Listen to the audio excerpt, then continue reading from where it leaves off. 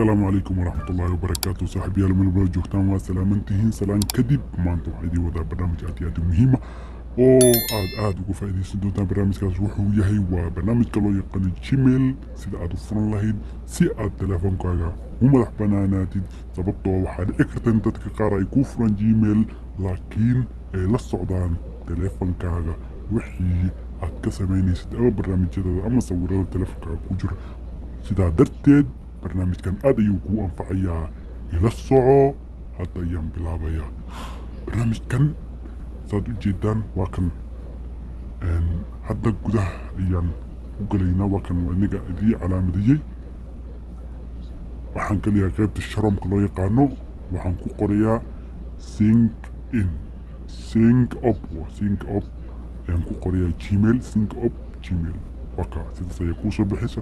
jag ayaad siinaysaa. qaybta ugu horeysa idiin soo bixaysa create your Google account ayaad dhag siinaysaa. markaad dhag siisa kadibna qaybahan ayaad kala gelinaysaa magacyada iyo taariikhda iyo passwordkaaga. kadibna waxaad gelinaysaa lambarka halkan si uu u hubiyo inaad adiga tahay qof aadana ah. lambarkaaga geli iyo dowladda aad joogtidba si furaa uu kugu yimaado. sida hadda tusaale ahaan Soomaaliya waa kan, halkaas ayaad geysanaysaa lambarka sidaas gel. kadibna waxaad taabanaysaa next, dhag ayaad siinaysaa. kadibna waxaa kuu soo bixi doonaa barnaamijka in lagaa hubiyey.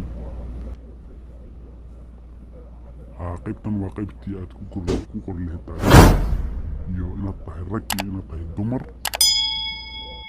Gmailka aad samaysay fariimo kugu soo dhacaan, waxaad gelaysaa Gmailka. kadibna waxaad gelaysaa barnaamijkii Gmailka gudihiisa ama Google-kii ayaad gelaysaa. halkaas ay ku qoran tahay idaafada xisaab ama sync in.